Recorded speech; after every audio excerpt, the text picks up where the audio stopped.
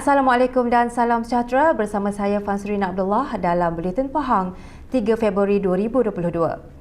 Sebelum memulakan buletin pada hari ini, kami warga kerja UKOM ingin merafak sembah setinggi-tinggi tahniah kepada Kebawah Duli Yang Maha Mulia Seri Paduka Baginda Yang di-Pertuan Agong Al-Sultan Abdullah Raituddin Al-Mustafa Billah Shah ibni Almarhum Sultan Haji Ahmad Shah Al-Musta'in Billah dan Kebawah Duli Yang Maha Mulia Seri Paduka Baginda Raja Permaisuri Agong Tunku Hajah Azizah Aminah Maimunah Iskandariah binti Almarhum Al-Mutawakil Alallah Sultan Iskandar Al-Haj kerana dikurniakan dua cucunda baru-baru ini.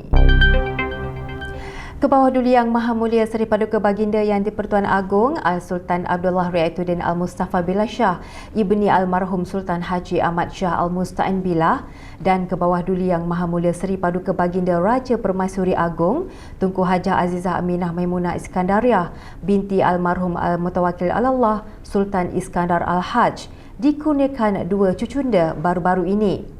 Tengku Noh Muhammad Shah ibni Tengku Panglima Raja Tengku Amir Nasir diputerakan pada 31 Januari 2022, manakala Tengku Alia Norlini binti Tengku Abu Bakar Ahmad pada 2 Februari 2022. Yang Mulia Tengku Noh Muhammad Shah merupakan anak anda ketiga Yang Amat Mulia Tengku Panglima Raja Tengku Amir Nasir Ibrahim Shah dan Yang Hormat Mulia Cik Puan Panglima Puteri Suraya Afzan. Manakala Yang Mulia Tengku Alia Norlini pula merupakan anak anda kedua Yang Hormat Mulia Tengku Abu Bakar Ahmad dan Yang Amat Mulia Tengku Puteri Raja Tengku Puteri Iman Afzan.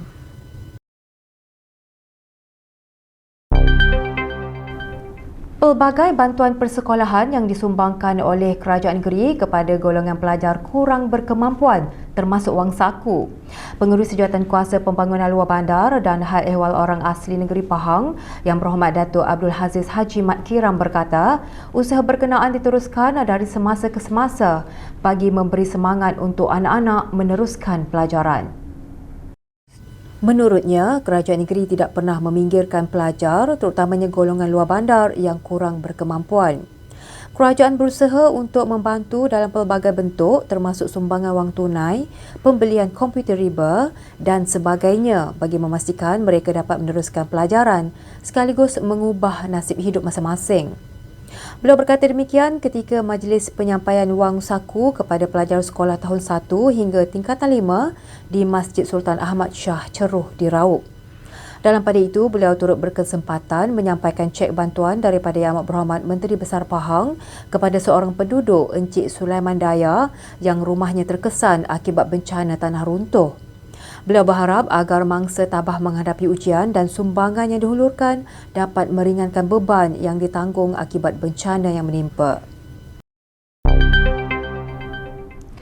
Orang ramai khususnya pengunjung yang mengunjungi Kuantan dinasihatkan supaya dapat menjaga harta awam, terutama di lokasi pelancongan yang menjadi tumpuan umum di sekitar daerah Kuantan.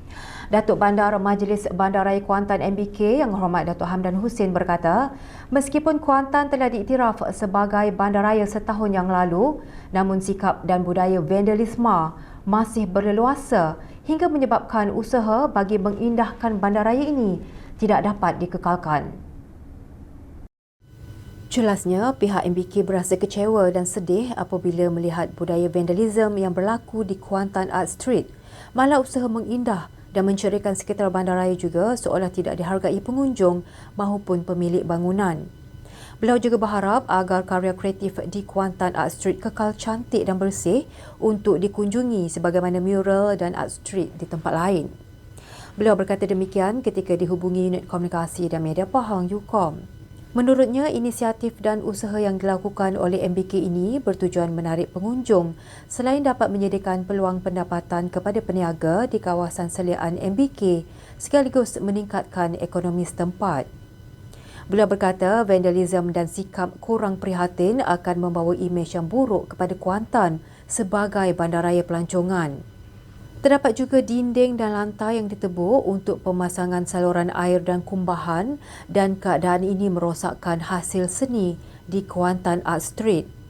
Pihak MBK akan segera menjalankan kerja pembersihan dan pembaikan di lokasi berkenaan bagi memastikan pelancong dapat menikmati keindahan bandaraya Kuantan terutama ketika musim cuti persekolahan ketika ini. Berita itu tadi mengakhiri Buletin Pahang pada hari ini. Terus ikuti Pahang Media di Facebook, Instagram, YouTube, Twitter dan TikTok. Teruskan bersama kami untuk mendapatkan berita terkini di Pahang. Assalamualaikum.